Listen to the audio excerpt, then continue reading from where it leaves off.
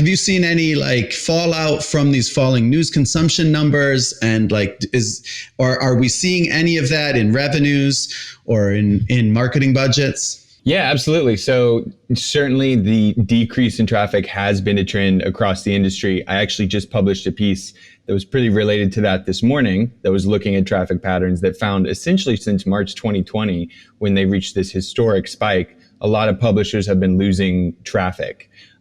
So this would have been a really big deal several years ago, and it's still a source of concern for some publishers. But one of the good things that publishers have done over the last few years is really diversify the channels in which they're reaching their audience. So instead of just relying on people to visit their website, a lot of publishers have a multimedia approach where they have podcasts, they have newsletters, they have events. So even if fewer people are visiting their website, they're still able to monetize that audience, sort of double and triple dip on it by being able to engage these people on different platforms. So it is concerning. And I know every publisher wants that trend, that arrow upward and to the right. But, for the most part, if people are experiencing news fatigue, there's really not much that publishers can do about that except for continue making high quality news, be sensitive to those concerns, and ideally wait for audiences to reach a place where they're ready to consume news again. So it's concerning, but it's not really for lack of innovation on publishers' part. What are the big growth areas? Is it events? Is it podcasts? What are the biggest new revenue streams? Yeah, so I would say for my money, I would go with newsletters, which is appropriate given that you have a Substack. I just did some reporting on Morning Brew earlier this week. In the first half of this year alone, they're set to take in $36 million in revenue. So that's pacing 66% above year-over-year totals from last year.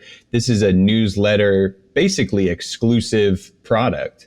And you see the same thing with Axios, and you see the same thing with some other newsletter-based companies, where the fact that they have these opted-in audiences, that they can count on their articles reaching those audiences, the high deliverability, and the contextual alignment that you get from running an ad in a very specific kind of newsletter.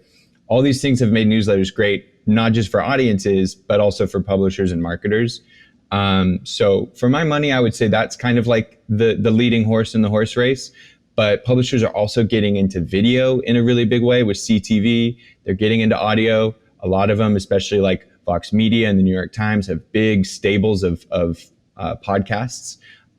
So those are really helpful. And then, of course, events are returning. So a lot of publishers over the last 2 years figured out how to do virtual events really well. So now they're able to sort of layer that on top of their in-person events, which are finally coming back into session. So a lot of different streams, a lot of advertising revenue, ticketing revenue, sponsorship revenue coming from a variety of sources. Yeah, a few things from what you said. One, so the newsletter revenue is not being included in those numbers. So potentially people are still consuming a lot of news just from their email. Yeah, exactly. And that's like a big, like Axios specifically, or maybe it was Morning Brew, or maybe both of them have said this, but the majority of their consumption occurs via email. So even if you see their traffic going down on ComScore or whatever it is, that's not really even reflective of how people consume their news in the first place. So you can see these traffic numbers going up and down, but if you're email based, that's not really as significant of a metric. And that's sort of also an answer to the end of the third-party cookie, where now they have a direct connection with the audience so they can charge higher ad dollars.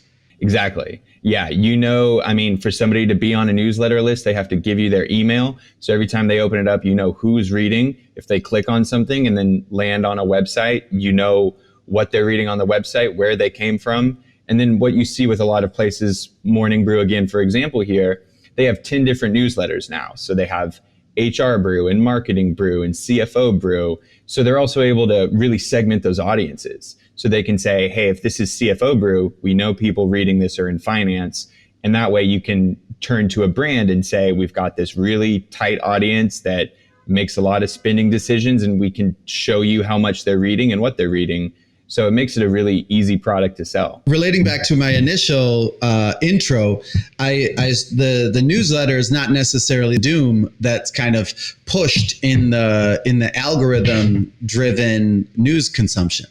So it actually might be more healthy too. No, I completely agree with that, right? So the kind of content that does really well on social media is often emotionally charged or hyperbolic in some form or fashion. When you're subscribed to a newsletter, the people producing that material don't have to be the loudest voice on Twitter. They know that you've opted in, that you're interested in reading it, so they can approach things with a little bit more nuance and be a little bit calmer, basically, in the way that they're couching their stories.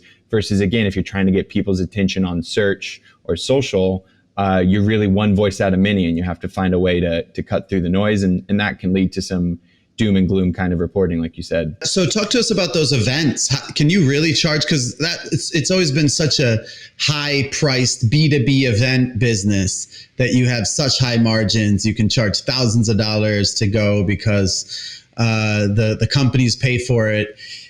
That's isn't that hard to replicate on virtual? It is. In fact, that's probably the main point of departure between virtual and physical, is that initially in the pandemic, some publishers were experimenting with virtual ticketing, pay $299 to watch a conference. And that quickly was found to not work. And so most virtual events at this point don't really have a ticket. They just are monetized with sponsorship or advertising revenue or whatever the case is there. So it's almost an extension of the newsletter direct to high level clients for the B2B publishers, the business publishers. Both in-person and virtual have sort of changed a little bit in response. In-person has become a little bit more targeted maybe than it used to be, whereas the real value that virtual brings to an event is that you can have, 50,000 people watching. So virtual is more of a scale play, whereas in-person is now more of a sort of targeted play. But they're not seeing anything where people have screen fatigue, right? People don't want to sit in front of their screens. And also you have all of these competitors like Twitter Spaces and Clubhouse, if anyone watches that still. Like, I feel like a virtual event is like they're happening nonstop for free. Yeah, I agree. And I think that has been something that they're still wrestling with, which is like, how do you stand out in a medium where there's a variety of distractions? You can go to YouTube and watch something far more engaging than, two people speaking with each other at some B2B conference. So that's actually a big area where I think there's going to be some innovation. I just did another story on this for actually the Adweek magazine a week ago. And one thing that you're seeing is with these virtual events, they're being filmed or recorded already. And so a lot of publishers are starting to treat them like digital video. So in the same way, like Bloomberg might produce a reported piece and have multiple talking heads and B-roll and a script, a lot of that same sort of methodology is being applied to how do we make virtual events feel like a TV show rather than just a series of, back and forth conversations. So I think the future for making them stand out and making them be a little bit more watchable is actually make them feel a little bit more like television. Who's been doing that? Bloomberg is doing that. Time magazine, now just Time, is doing that. But I think that's a little bit more in the future because you have to have a pretty big production team to be able to make that happen. Whereas one of the benefits of virtual was you just need 2 people and a computer. But if you want that production quality to be higher, you have to have people who have experience in live broadcast.